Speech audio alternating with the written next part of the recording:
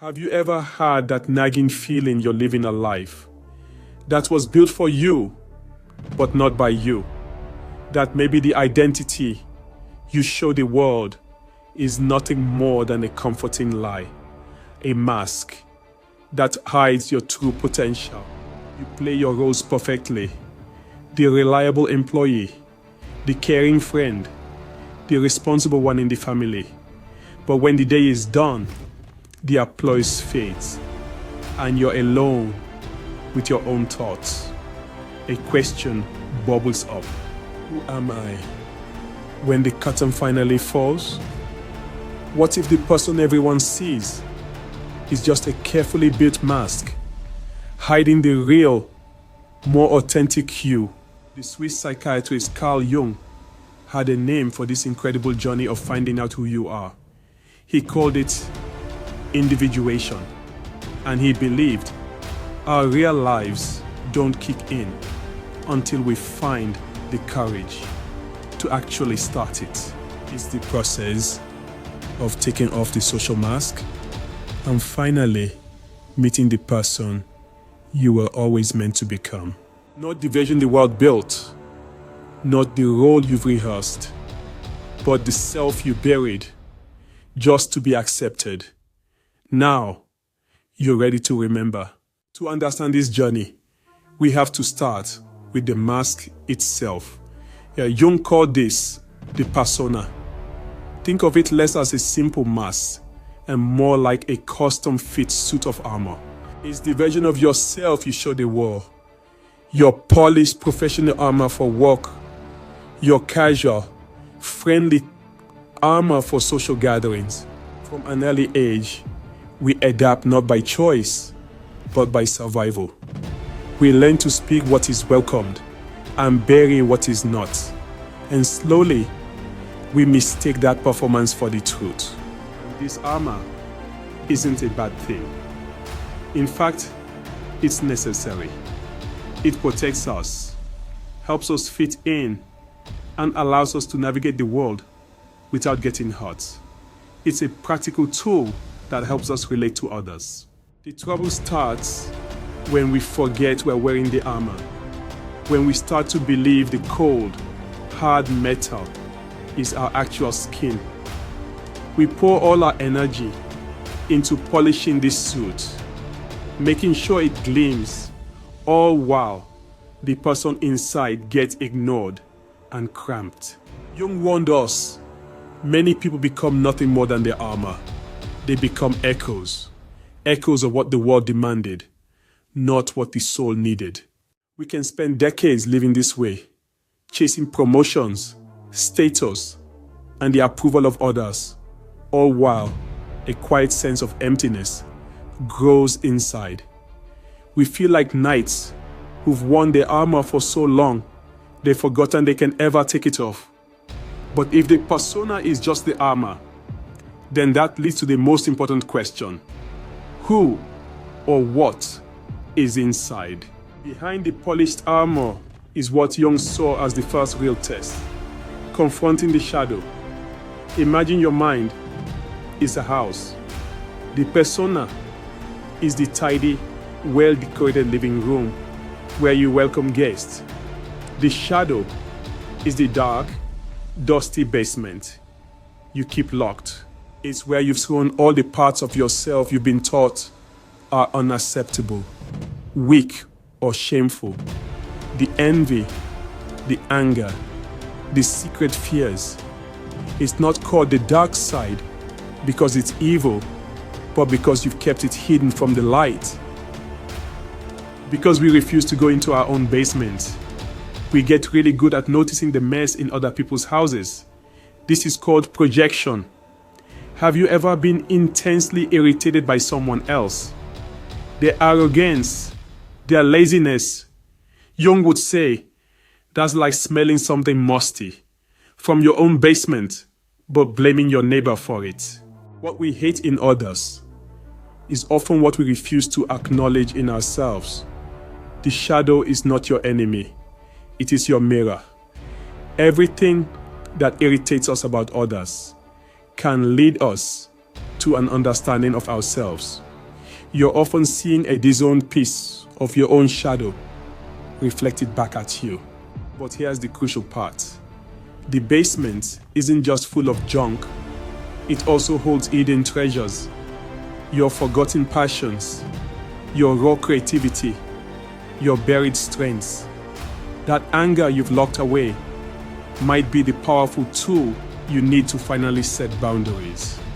The ambition you judge as selfish might be the heirloom that powers your greatest project. You won't find gold in the spotlight. You find it in the dark, in the room you locked up years ago and forgot how to enter. The only way to become whole is to find the key, turn the lock, and walk down into the darkness. This is what individuation is all about. Jung defined it as the journey of becoming the unique, whole individual you were always meant to be. It's a shift from being a product of your environment to becoming a fully realized person. As Jung famously said, the privilege of a lifetime is to become who you truly are. A common myth is that this journey makes you lonely. Jung argued the exact opposite. True individuation doesn't cut you off from the world. It allows you to connect more authentically. When you're no longer Ziti hiding your inner world, you can build relationships based on honesty, not performance. Think of your mind like an iceberg. Your conscious self is the small tip above the water. The huge, powerful mass underneath is the unconscious. Individuation is the journey to explore the entire thing. It's the process of making the unconscious conscious. While this path is different for everyone, it follows a few key steps. First, you acknowledge the armor. This is the moment you realize your polished persona isn't all of you. It's the brave step of admitting you are more than your job title or your social role. Second, you explore the basement. This is confronting the shadow. It takes brutal honesty. Instead of blaming others, you look at your own emotional reactions and ask, where do these come from in me? As Jung said, knowing your own darkness is the best method for dealing with the darknesses of other people. Third, you integrate the opposites. The goal isn't to clean out the basement and throw everything away. It's to bring the useful things upstairs. Think of it like cooking. A great chef doesn't avoid bitter or sour ingredients. They learn to balance them to create a rich, complex flavor. You don't get rid of your anger. You learn to use its heat constructively.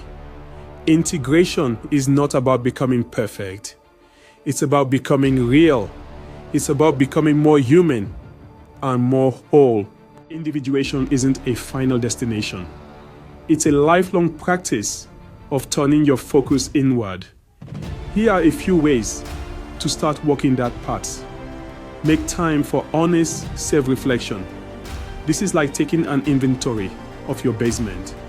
You can journal, meditate, or just sit quietly.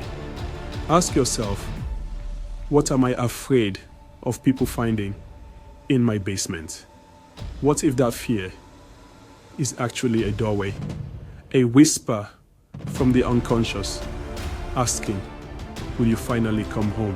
Pay close attention to your projection. The next time you feel a wave of intense judgment towards someone, pause. Instead of pointing at their house, ask, is this something I have locked away in my own cellar?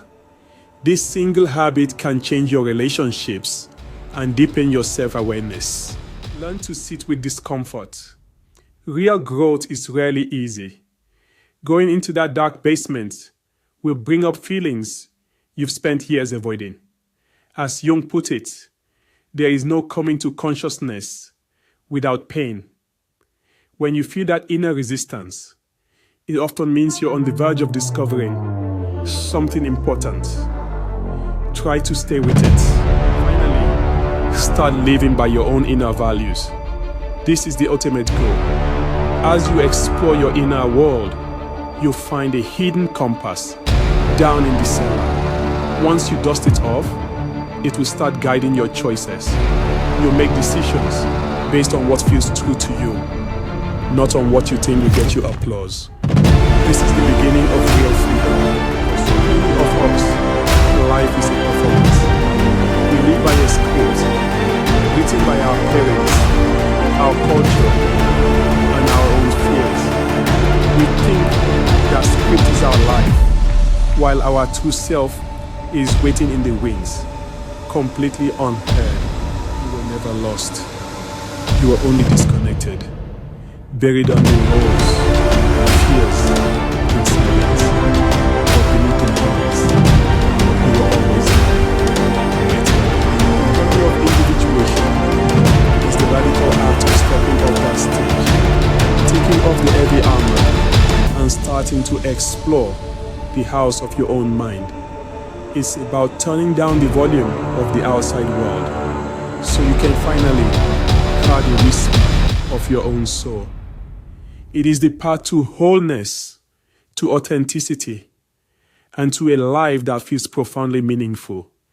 It's discovering that your life isn't something that just happened to you. It's something you consciously create. Carl Jung didn't just describe the mind, he left us a map. And that map begins with this truth. Until you make the unconscious conscious, it will direct your life. And you will call it fate. Every day is a bonus. Charles Odia, in collaboration with Sage.